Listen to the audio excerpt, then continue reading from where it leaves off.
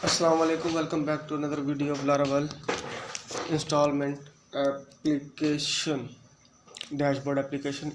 तो इसमें कुछ चेंजेस पहले मैंने बता चुका हूँ, कुछ और चेंजेस किए हैं। तो सबसे पहले उन्हीं पे आ जाते हैं कि मैंने क्या किया है। सबसे पहले मैंने जो है मॉडल्स के रिलेशनशिप क्रिएट किए हैं, वो मैं आपको दिखाऊंगा। और उससे पहले क्या किए हैं कि मैंने 2 मॉडल्स और टेबल्स और बनाए हैं, तो वो मैं आपको दिखा देता हूँ। माइग्रेशंस के अंदर जाएंगे। सबसे पहले मैंने ट्रांजैक्शंस का एक मॉडल क्रिएट किया है कि जो भी पेमेंट आएगी वो ट्रांजैक्शन के अंदर सेव हो जाएगी। ठीक है, जो ठीक है रखेगी अपने पास यूज़र की आईडी, स्टॉक डिटेल आईडी, और उसमें जो रिसीवर है उसकी आईडी भी मैंने मेंशन की है। और इसको भी एज ए फॉरेन की ली है, एक डिफरेंट मेथड के तरीके से कि अनसाइंड बिग इंटीजर कर उसके बाद फॉरेन की है, रिसीवर आईडी दी है, रेफरेंस दी है आईडी की, और ऑन किया है यूज़र्स का। ठीक हो गया। ये मैंने टेबल क्रिएट किया है। उसके लिए कमांड जो मैं है आपको फ्यू कमांड्स दिखा देता हूँ।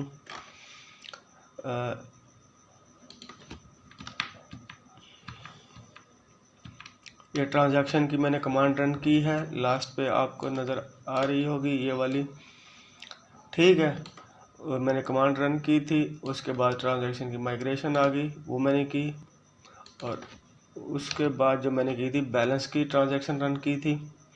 ठीक है, वो बैलेंस की ये आपके सामने आ गई है कि यहाँ पर मैंने क्या किया, ट्रांजैक्शन की आईडी ली है इसको एज ए फॉरेन। ठीक है, यूज़र की आईडी ली है कांस्टेंट। ठीक है, और इसको चाहे तो आप फ़ौरन भी कर लें, कोई इशू नहीं है। ठीक है, यूज़र यानी कि जिसने बंदे ने पेमेंट डिपॉजिट करवाई है वो। और यहाँ पे पेमेंट कितनी पेमेंट दी है उसने, कितनी उसकी रिमेनिंग रह गई है, और कितनी उसकी डिपॉजिट हो गई है। ठीक है, ये सारे इसकी डिटेल मैंने लेकर टेबल को। उसके बाद मैंने क्या किया है, मैंने कुछ कॉलम्स और ऐड किए हैं अपने यूज़र्स के टेबल में, वो मैं आपको दिखा देता हूँ। ये देखें। अच्छा, जब माइग्रेट करते हैं तो दोनों साइड के ऊपर अप और डाउन के अंदर चीज़ों का मेंशन कर देते हैं। ठीक है, तो सबसे पहले क्या मैंने किया, उसके अंदर स्ट्रिंग की आईडी बैच नंबर लिया एज ए स्ट्रिंग। ठीक है, आफ्टर आईडी उसको दे दिया कि बैच नंबर जो है हमारे स्टॉक का जो बैच नंबर है वो आईडी के बाद आए। ठीक है, उसके बाद स्टॉक डिटेल आईडी दी है, वो बैच नंबर के बाद दे रहा हूँ। उसके बाद पैकेज की आईडी दी है, वो स्टॉक डिटेल के बाद दे रहा हूँ। मटेरियल का इंजन नंबर जो हमारा बाइक होगी, कार होगी, फ्रिज होगा, जो भी चीज़ होगी उसकी नंबर, यूनिक नंबर जो उसके साथ आता है, चेचिस नंबर कह लें, आप बॉडी नंबर कह लें, कुछ भी कह लें कि ठीक है, वो उसको आफ्टर पैकेज आईडी दी है, रजिस्ट्रेशन नंबर दी है। अगर सपोज़ वो बाइक्स दे रहा है या कोई चीज़ दे रहा है तो वो वहाँ पर उसका रजिस्ट्रेशन नंबर वगैरह देगा। अगर फ्रिज वगैरह है तो वो खुद ही उसको as a registration number sign कर देगा एक। ठीक हो गया। उसके बाद पेमेंट जो उसने पेड कर दी है, पेमेंट जो उसकी रिमेनिंग रहती है। ठीक है, इनको मैंने एज ए क्या किया, फॉरेन आईडी दोनों को ले लिया है, इन दोनों को। ठीक है, आप इनको इकट्ठा भी ले सकते थे, आप मैंने इनको अलग अलग करके भी दिखा दिया डिफरेंट मेथड के ज़रिए। ठीक हो गया। इसके बाद क्या, मैंने माइग्रेट कर लिया है। माइग्रेट करने के बाद मैंने एक और कंपोनेंट किया है, एडमिन स्टॉक के असाइन आइटम कि ठीक है, उसने बैच जो हमारा आता है, ठीक है, बल्क मटेरियल आया स्टॉक के अंदर, हमने ऐड किया था। उसके बाद हमने उसको मटेरियल असाइन किए थे कि सपोज़ हमारे एक बैच में आए थे 25 से 50 फ्रिज आए थे, उनकी डिटेल लिखने के बाद वो लिख ली थी। अब वो फ्रिज, वो मटेरियल, वो बाइक किसको असाइन करनी है, उसके लिए मैंने क्या कंपोनेंट क्रिएट किया है। वो कंपोनेंट में उससे पहले मैंने इसका आपका राउट्स दिखा देता हूँ। इसको मैं क्लोज करता जाता हूँ यहाँ से। पहले मैं आपको राउट्स दिखा देता हूँ यहाँ से, मैं इनको बंद नहीं करता ताकि ये देखें। ये सबसे पहले मैंने वो इंपोर्ट कर लिया। इंपोर्ट करने के बाद ये मैंने उसका दे दिया है। ठीक हो गया। बाइक आईडी वगैरह ये मैंने उसका राउट लिख लिया, आपने भी एज इट लिख लेना है। ठीक हो गया कि राउट गेट एडमिन असाइन बाइक। उसके बाद आईडी जो दे रहा हूँ मैं, स्टॉक की आईडी दे रहा हूँ, जो आइटम है उसकी आईडी दे रहा हूँ। स्टॉक डिटेल के अंदर से वो आईडी पास कर रहे हैं, वो फर्दर हम आगे देख लेंगे। ठीक हो गया। ये सबसे पहले अब मैंने कहाँ जाना है, स्टॉक डिटेल के ऊपर। यहाँ पर मैं आपको आकर दिखाता हूँ। सबसे पहले ये देखें, हमारे स्टॉक जो ऑल स्टॉक है, इसकी डिटेल के ऊपर जैसे गए तो यहाँ पर देखें, ये जो गाड़ी थी TM, इसका बैच नंबर ये था, ये इसका इंजन नंबर है, ये जो भी है ये असाइन कर दी गई है, ये अभी असाइन नहीं हुई। ठीक है, तो इसकी जो डिटेल के टेबल के अंदर जो मैंने राउट बनाया था वो मैं आपको दिखा देता हूँ। ये देखें, यहाँ पर आकर मैंने जो स्टॉक का आइटम का यहाँ पे जो डिटेल्स का आईडी थी वो पास कर दी है। ठीक है, आपने भी एज इट पास कर देनी है। और यहाँ पर थोड़ा सा मैंने कोड को मॉडिफाई किया है। ठीक है, आपको वो मैं दिखा देता हूँ कि यहाँ पर मैंने लगाया है आइटम नेम के बाद आइटम स्लग, ये यहाँ पर ये वाला कि असाइन आईडी अगर नल ना हो तो ये रिलेशनशिप है, मैं अभी आपको दिखाऊंगा। अगर वो नल हो तो यहाँ पे लिखते हैं नॉट असाइन येट। ठीक हो गया। और यहाँ पे राउट के ऊपर भी मैंने यही लगाया, अगर ये इज इक्वल टू नल हो तो ये हमें राउट दिखाए, ये राउट दिखाए। अगर ये असाइन हो जाए, जैसे कि यहाँ पर बायर को हमने असाइन कर दी है, तो ये हमें राउट नज़र नहीं आ रहा। तो ये मैंने कंडीशन पुट कर दी है। यहाँ पर आपने भी एज इट इस कंडीशन को पुट कर देना है। अच्छा जी, इसके बाद आए थे हम असाइन आइटम के ऊपर। ये उसका लेआउट है, वो मैंने आपके सामने क्या करता हूँ कि एक टेबल जैसे कि ऐड आइटम कंपोनेंट का, इसको मैंने सारे को कॉपी करके असाइन आइटम को पेस्ट कर दिया और इसकी इनपुट फील्ड जो है अपने हिसाब से कर ली। इसमें मैंने कुछ चीज़ों को रीड ओनली किया है, यानी कि जो चीज़ें मैं पास कर रहा हूँ जिनको कस्टमर या व्यूअर गलती से चेंज ना कर दे, उनको मैंने रीड ओनली कर दिया। और जो मैं कस्टमर से रिक्वायर्ड है उनको रीड ओनली नहीं किया। रीड ओनली का मतलब ये है कि इसमें वो सिर्फ देख सकेगा, उनको मॉडिफाई नहीं कर पाएगा। अच्छा जी, उसके बाद असाइन आइटम्स पे आ जाते हैं। यहाँ पर मैंने कुछ क्या किया है कि सबसे पहले स्टॉक डिटेल ले ली है, ऑथ कर लिया है, ये अलर्ट्स ले लिए, यूज़र का ले लिया और पैकेज का मॉडल इंपोर्ट कर लिया। उसके बाद ये चीज़ें मैंने वेरिएबल्स कुछ क्रिएट कर लिए हैं, आपने भी ऐसे ही कर लेने हैं। बायर की आईडी कर ली, स्टॉक आईडी कर ली, बैच नंबर कर ली, इंजन नंबर। आप इन वेरिएबल का एज ए सेम नाम भी लिख सकते हैं, आप एज ए डिफरेंट नाम भी अपने कन्वीनियंस के हिसाब से जो आप देना चाहें वो भी रख सकते हैं। ठीक हो गया। यहाँ पे मैंने रूल्स डिफाइन कर दिए हैं कि ये चीज़ें दो लाजमी हमें रिक्वायर्ड है हर हाल में। यहाँ पर क्या है, मैंने माउंट किया है, जो आईडी मैंने वो दी थी वो स्टॉक आईडी मैंने यहाँ दिस को स्टॉक आईडी को पास कर दी है। और यहाँ स्टॉक से जब मैं डिटेल ले रहा हूँ उसकी, तो यहाँ पे मैंने कंडीशन पुट की है वेयर स्टॉक आईडी तो ये हो लेकिन असाइन भी नल हो। सपोज कर लो किसी भी वजह से ये राउट वर्किंग, ये तो मैंने बाद में कंडीशन लगाई है, अगर ये भी आ रहा होता है यहाँ पर असाइन तो वो दोबारा ये ले जाता है और यहाँ पर उसी यूज़र को, नए यूज़र को असाइन कर देता है एक ही गाड़ी। तो ठीक है, ये चीज़ मैंने उसको कंडीशन के ज़रिए कंट्रोल की है। ठीक है, कोड को जितना आप परफेक्ट कर सकते हो अपने लिहाज से आप करो। उसके बाद मैंने क्या किया, बैच नंबर और इंजन नंबर ये सारा कुछ मैंने इनको असाइन कर दिया। ठीक है, आपने भी ऐसे कर ले। उसके बाद मैंने क्या किया, असाइन वाई का एक फंक्शन लिख दिया और वहाँ पे सबसे पहले मैंने वैलिडेट किया अपनी रिक्वायरमेंट को। और यहाँ पर मैंने क्या किया, सिर्फ स्टॉक को फाइंड किया है, यहाँ पर मैंने कंडीशन नहीं लगाई क्योंकि बिकॉज ऑफ दैट यहाँ पर मैंने पहले ही कंडीशन लगा दी है। ठीक हो गया।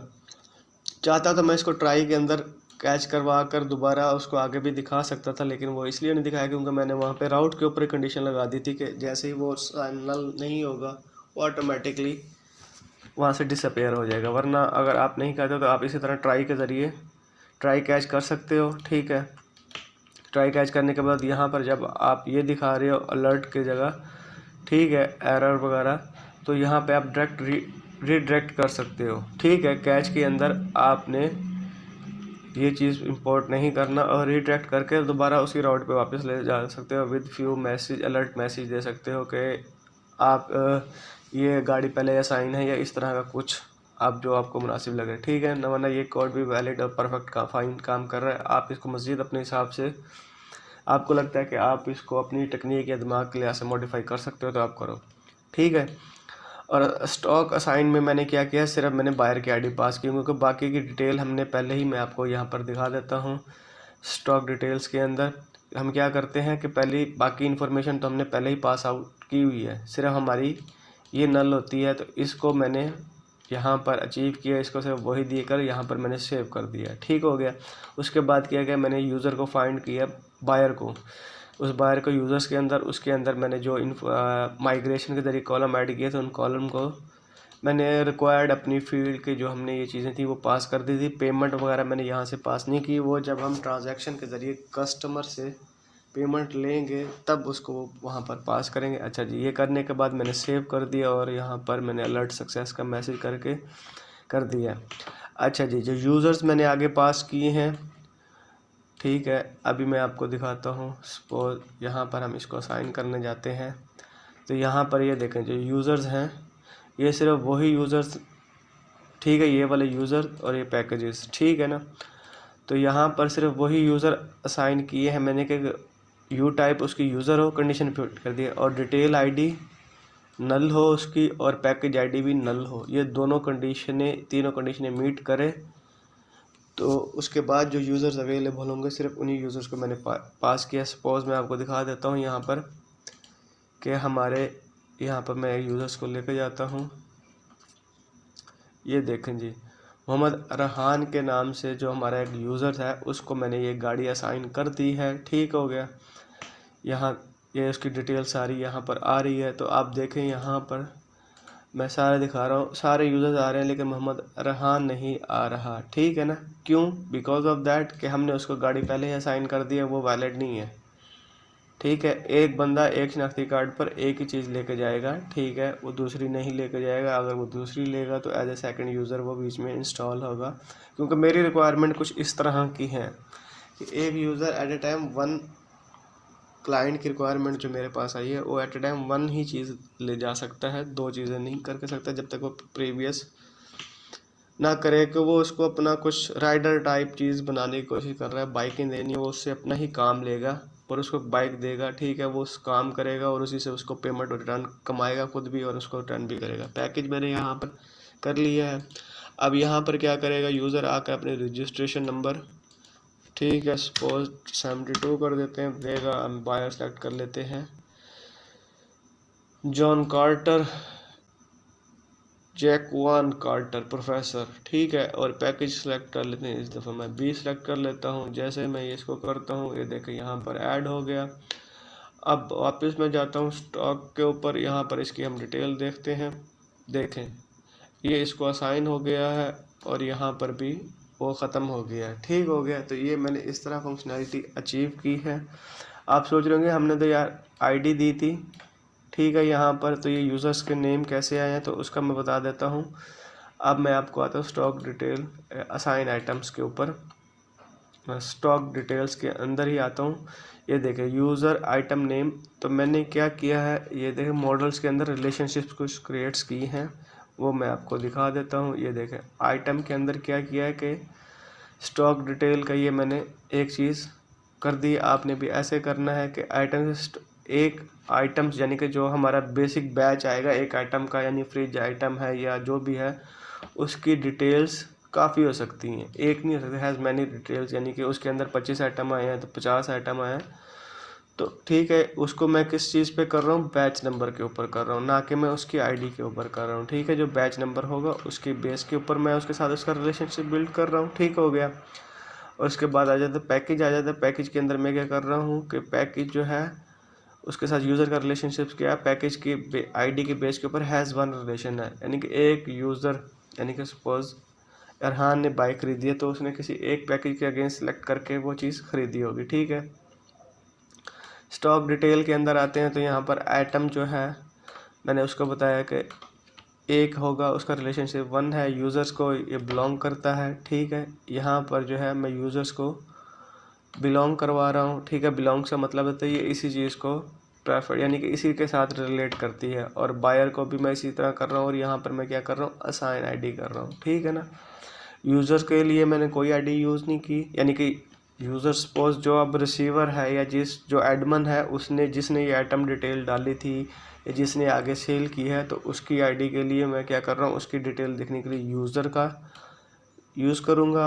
और जो बायर होगा, बायर के लिए इंफॉर्मेशन देखने के लिए मैं उसके बायर का नेम करूँगा। है तो दोनों यूज़र, ठीक है ना, क्योंकि दोनों की हम डिटेल जो है अपने एक ही उसके अंदर ले रहे हैं, टेबल्स के अंदर। यहाँ पर ट्रांजैक्शन है, ट्रांजैक्शन के अंदर अभी डिटेल्स का मैंने नहीं लिखा, अभी यूज़र्स का लिख दिया है। हैज़ वन रिलेशनशिप कह सकते हैं कि एक ट्रांजैक्शंस के अंदर, यानी कि एक यूज़र के ट्रांजैक्शन का एक ही यूज़र के साथ रिलेशनशिप हो सकता है, जब के यूज़र्स के अंदर ट्रांजैक्शन मैनी हो सकती हैं। यानी कि ये देख लें कि ट्रांजैक्शंस का रिलेशनशिप यूज़र टेबल के साथ मैनी है, जबकि यूज़र का रिलेशनशिप ट्रांजैक्शन के साथ वन है, यानी कि एक ही यूज़र का होगा, ठीक है। अब सपोज हम ट्रांजैक्शन के ऑप्शन में यूज़र को सिलेक्ट करते हैं, तो उसी यूज़र के अगेंस्ट डिटेल देखेगा, और एक ट्रांजैक्शन के आगे काफ़ी सारे यूज़र नहीं होंगे, एक ट्रांजैक्शन के आगे एक ही यूज़र होगा। इस तरह आपको मैं समझाना है। और जबकि एक यूज़र के अगेंस्ट काफ़ी सारी ट्रांजैक्शन हो सकती हैं बेसिस ऑन इस पैकेज ही सिलेक्टेड। सपोज उसने ए किया है जहाँ पे 8 महीने पे एक बाइक खरीद रहा है या कुछ चीज़ कर रहा है, तो उसके अगेंस्ट 8 ट्रांजैक्शन बनेंगी, तो वहाँ पे ये प्लूरल होगा, सिंगुलर नहीं होगा, ठीक है। ट्रांजैक्शंस के साथ यूज़र के साथ डिटेल, स्टॉक डिटेल के साथ मैंने एक ही किया कि अब वो एक ही आइटम बाई कर सकता है, 2 या 5 7 नहीं कर सकता, ठीक है।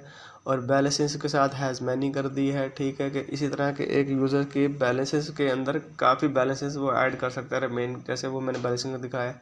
और पैकेज को क्या किया, यहाँ पर बिलोंग किया है मैंने, ठीक हो गया कि यूज़र जो है पैकेज को बिलोंग किया। यहाँ पर मैंने उसका रिलेशनशिप पैकेज के अंदर क्या किया, हैज़ वन किया था, और यहाँ पर मैंने क्या किया, बिलोंग कर दिया, ठीक हो गया। अब उसी की वजह से यहाँ पर जो मेरा कोड था स्टॉक डिटेल के अंदर, ये आइटम जो है यूज़र नेम किया तो ऑटोमेटिकली उसने उसका नेम दिखा दिया। और यहाँ पर जब मैंने आइटम बायर नेम किया तो भी उसने यूज़र का ही नेम दिखा दिया है, ठीक हो गया। कि वहाँ पे मैंने आपको भी रिलेशनशिप मॉडल्स के अंदर अपने दिखाया है कि बायर के लिए मैंने असाइन आईडी यूज़ किया और यूज़र को मैंने वैसे ही आइटम असाइन कर दिए थे, ठीक हो गया। तो इस तरह मैंने स्टॉक की रिलेशनशिप बनाए थे। आपने रिलेशनशिप एट इज़ इसको डाउनलोड कर लेना है आपको भी, यानी कि कहीं पे कंफ्यूजन भी होगा तो जैसे जैसे आप प्रैक्टिस करते जाओगे रिलेशनशिप बनाने की, आपको बेहतर आइडिया होता जाएगा, ठीक हो गया। और ये इस तरह मैंने ये कोड को आपने एज इट कॉपी कर लेना है, ठीक है। जो मैंने तब्दीली की आप भी उसी हिसाब से अपनी चेंजेस करके नोट कर लीजिएगा, ठीक है। नेक्स्ट आ जाते हैं हम यूज़र्स के ऊपर। यूज़र्स के अंदर मैंने क्या किया, यूज़र्स की इंफॉर्मेशन काफ़ी हद तक चेंज हो गई है। तो यहाँ पर क्योंकि वो बाइक का सिस्टम है, वो राइडर को कुछ बनाना चाह रहा है, कोई डिलीवरी सिस्टम, तो उस वजह से उसका सारा कुछ करना था, तो मैंने उसकी राइडर के एक ही साइड पे कर ली है। और बाकी यूज़र जिनको बाइक दे दी गई है तो उनकी तो बाइक की डिटेल दे देगा, ठीक है। और जिनको बाइक नहीं दी गई तो वहाँ पे आ जाएगा नॉट टेक बाइक यार्ड। भाई इस बंदे ने अभी तक बाइक नहीं ली। बाकी टोटल अमाउंट और पेड अमाउंट और इंस्टॉलमेंट अमाउंट अभी इस पे वर्किंग कर रहे हैं, ये फेक है, इनको अभी ना लीजिएगा, ठीक है। नेक्स्ट आपको मैं सेकंड पे दिखा देता हूँ। जो हमने 2 बंदों को बाइकें दी हैं, ये देखें उसकी डिटेल आ गई है यहाँ पर, ठीक है। इसका कोड मैं आपको दिखा देता हूँ यूज़र्स का, ठीक है, कि ये मैंने कैसे अचीव किया है कि जब बंदे को आती है वो भी मैंने कंडीशन पुट किया, ठीक है, सेम उसी तरह। तो मैं यहाँ पे इसको ज़रा करता हूँ क्लोज और यहाँ पे ऑल यूज़र्स पे आ जाता हूँ। ये देखें यहाँ पर मैंने लगा दिया है कि पैकेज आईडी, ठीक है, अगर नल ना हो तो ये इन्फॉर्मेशन दिखा दे सारी। बैच नंबर, यहाँ पे पैकेज का नेम दे दिया, रजिस्ट्रेशन नंबर, ये सारा कुछ मैंने असाइन कर दिया। और अगर वो नल है तो दिखा दे के नॉट टेक येट, ठीक हो गया। ये मैंने कंडीशन फिट की थी, बाकी वो अभी तक वैसे ही है। जैसे हम पेमेंट का और इसका आगे फर्दर चलाएंगे चीज़ें तो वो भी हम करेंगे, ठीक है, आप टेंशन न लें। उसका भी कोड पूरा प्रीव्यू करके आपको समझा दूंगा, क्योंकि ये मेरा 3-4 दिन का काम था और ऑफिस में काफ़ी सुबह के वक्त रश होता है। जब मैं एक काम कर रहा होता तो फिर वीडियो उस वक्त मैं नहीं बना सकता, क्योंकि मैं इस वक्त ऑफिस मूव किया हुआ हूँ, उनके जब काम का बर्डन आता है तो ऑफिस वाले मुझे फिर घर से ऑपरेट नहीं करने देते, वो कहते हैं जी आप दफ्तर आ जाओ। ठीक हो गया। तो इसलिए फिर डे टाइम में साथ उनके काम करते वक्त मुझे ये वीडियो बनाना ज़रा मुश्किल हो जाता है, और क्योंकि ये कोई कस्टम बना रहा हूँ तो यहाँ पे लॉजिक शॉजिक बिल्ड करने के लिए अगर मैं साथ बनाने बैठ जाऊँ तो काफ़ी देर लग जाएगी। एक वीडियो का एक ही लेक्चर के ऊपर, एक ही मॉड्यूल के ऊपर काफ़ी टाइम लग जाता है, तो इसलिए भी मैं इसको अवॉइड करता हूँ एट द टाइम। बाकी कोड प्रीव्यू मैं आपको करा देता होता हूँ, समझा देता होता हूँ कि किस तरह। अगर फिर भी आप लोगों को कोई मसला मसाइल हो तो आप मुझे कॉमेंट करो। व्हाट्सअप नंबर मैंने पहले 2-3 लेक्चर्स में ई कॉमर्स के अपने दिया हुआ है, ईमेल्स भी मेरी अटैच है, तो आप मुझे मेल भी कर सकते हैं, अपना कोड प्रीव्यू भी करवा सकते हो। ठीक है, तो मैं आपको कोड प्रीव्यू करके भी आपको बता दूंगा कि आपने कहाँ एरर की है। अच्छा, इसमें मैंने कुछ चीज़ें और भी ऐड की हैं, तो वो मैं दिखा देता हूँ आपको। ये देखें, यहाँ पर मैंने एक्सेल की शीट अटैच कर दी है, वो मैं आपको दिखा देता हूँ। ये मेरी एक्सेल की शीट सेव कर ली है, डाउनलोड हो जाएगी। और यहाँ पर मैं आपको इसको ओपन करके दिखा देता हूँ, और यहाँ पर ये हमारी सारी डिटेल आ रही है क्या उसका। ठीक है, ये सारा कुछ आप चाहें तो बाद में इसको एडिट भी कर सकते हैं अपने हिसाब से। तो इसके लिए मैंने क्या किया है, मैंने पैकेज किया है लारावेल एक्सेल का, तो वो मैं आपको दिखा देता हूँ। आपने क्या करना है, सिंपली आपने कुछ भी अपने तरफ से इतना कोई फास्ट रॉकेट साइंस नहीं चलानी, टेंशन नहीं लेने की ये सर ने कैसे अचीव कर लिया। लारावेल एक्सेल किया है मैंने, तो सबसे पहला यही आएगा। ठीक है, आपने इसको ओपन कर लेना है। ओपन करने के बाद डॉक्यूमेंटेशन पे आना है। डॉक्यूमेंटेशन के आने के बाद आपने इंस्टॉलेशन पे आना है। इंस्टॉलेशन के आने के बाद सबसे पहले आपने क्या करना है, इस कमांड को कॉपी करके यहाँ पर पेस्ट कर देना और यहाँ पर रन कर लेनी है। जैसे आप रन करोगे ये पैकेज आपका इंस्टॉल हो जाएगा। उसके बाद आपने क्या करना है, कॉन्फ़िग फोल्डर के अंदर ऐप PHP के अंदर मैं आपको दिखा देता हूँ, इसको हम कॉपी करेंगे, आपने कॉपी कर लेना है। ठीक है, अब हम जाएंगे config, where is our config folder. ये हमारा कॉन्फ़िग का फोल्डर है, यहाँ पे ऐप PHP आना है। और यहाँ प्रोवाइडर्स सबसे पहले देख लीजिएगा, ये प्रोवाइडर्स के अंदर, या प्रोवाइडर्स के अंदर लास्ट पे आकर आपने इसको क्या करना है, सिंपली आकर पेस्ट कर देना है। और इसके बाद दोबारा जाना है, यहाँ पर नीचे आना, और यहाँ पर आपने जस्ट इसको कॉपी कर लेना दोबारा, और इसको LS में अंदर जाना है। यहाँ पर ये देखिएगा, यहाँ पर इसके अंदर आपने पेस्ट कर देना है। जैसे पेस्ट करना, Ctrl+S करके सेव कर लेना है। उसके बाद आपने क्या करना है, इसको पूरे को कॉपी कर लेना है। ठीक है, और इसको आपने यहाँ पर कमांड प्रॉम्प्ट के ऊपर आकर इंटर करके रन कर लेना। जैसे आप इसको रन करोगे तो आपकी कॉन्फ़िग फाइल में पहले ये एक्सेल की, वेयर इज़ एक्सेल, ये एक्सेल की फ़ाइल नहीं होगी। जैसे आप रन करोगे ये एक्सेल की फ़ाइल आ जाएगी। ठीक है, यहाँ पे उसने डिफरेंट फॉर्मेट की तरतीब दी हुई है कि आपने अगर किसी और फॉर्मेट में चीज़ को डाउनलोड करना होगा तो आपको कौन सा फॉर्मेट के लिए क्या स्पेसिफिक चीज़ें यूज़ करनी पड़ेंगी। ठीक है ना, तो ये आपने कर लेने हैं इन चीज़ों को। ठीक है, इसको बाकी आपने कुछ भी नहीं करना, ये सिर्फ आपको दिखाने के लिए है कि ये आएगी। तो अगर आपको एक्सेल के अलावा कोई और चीज़, यानी कि XLS में या XLSX में या ओड्स में या सिल्क में या XML में या HTML में या CSV या TSV फॉर्मेट में चाहिए होगी, तो उसके लिए आपको यहाँ पे कीवर्ड मिल जाएगा अपनी फाइल की एक्सटेंशन के लिए। ठीक हो गया ना, तो आपने इसमें चेंजिंग कुछ भी नहीं करनी है। आपने इसको सिर्फ बाद में, अगर इन फ्यूचर जब आपको प्रो लेवल पे जाना हो तो कोई चीज़ मॉडिफाई करनी तो तब करनी है, अभी इसको आपको कुछ करने की जरूरत नहीं है। अच्छा जी, उसके बाद यहाँ पे आएंगे आप, हम क्या करेंगे, यहाँ पे एक्सपोर्ट पे आएंगे तो यहाँ पे लिखा होगा 5 मिनट क्विक स्टार्ट। तो सबसे पहले आपने क्या करना है, इसको यूज़र्स के मॉडल को, इस कमांड को रन कॉपी करके आपने यहाँ पर रन करना। जैसे आप रन करोगे तो आप आओगे ऊपर, आपके ऐप फोल्डर के अंदर एक्सपोर्ट्स के नाम से इस तरह की फ़ाइल बन जाएगी। ठीक है, लेकिन वो फाइल एट द मोमेंट कुछ इस तरह की होगी। ठीक है ना, तो इस तरह की होगी। आपने उसके बाद हम क्या करेंगे, सिंपली इन दो चीज़ों को हम कॉपी कर लेंगे। ठीक है, इनको कॉपी करने के बाद अपने हम आएंगे, मैं इसको बाकी कोड को समझाता हूँ। ठीक है, सबसे पहले हम क्या, कहाँ आएंगे, अपने यूज़र्स के अंदर, और ऑल यूज़र्स जो मेरे हैं यहाँ पर आकर मैं इसको पेस्ट कर दूंगा। पेस्ट करने के बाद यहाँ पर मैंने ट्राई एंड इफ़ कैच लगाया हुआ है। ठीक है, कि कोई एरर आ जाए तो वो हमें, क्योंकि काफ़ी एक गलती की वजह से मेरा इशू कर रहा था। ठीक है, तो आपने इसको, इन दोनों को यहाँ पर जस्ट पेस्ट कर लेना। उसके बाद इस फंक्शन को, पूरे फंक्शन को आप चाहें तो कॉपी कर लें, ठीक है, या इसी तरह का फंक्शन आप अपने हिसाब से उसका नाम चेंज करके, जैसे मैंने किया हुआ है, तो आप इस फंक्शन को पेस्ट कर देना है, ठीक है। यहाँ पर देखें वही फॉर्मेट जो मैं आपको एक्सेल का बता रहा था कि अगर आपको कोई फॉर्मेट चेंज करना, अब मैं यहाँ पे CSV कंट्रोल S में एक दफ़ा वहाँ पर एक्सेल के फॉर्मेट का यहाँ पर देख लें, CSV है, या पहले इसी को बगैर देखे भी मैं कर देता हूँ, ठीक हो गया। तो मैं इसके बाद अभी आपको चेक करवा देता हूँ, मैं इसको रिफ्रेश करता हूँ, एकदम रिफ्रेश करने के बाद ये देखें, अब मैं इसको कर रहा हूँ सेव। अब यूज़र्स 1 आ रहा है, पहले क्या आ रहा था, यूज़र्स 2 आ रहा था। अब मैंने सेव कर लिया है। अब फाइल का जहाँ पे फोल्डर है, मैं फोल्डर में ले जाता हूँ, आपको डिफरेंट दिखाता हूँ।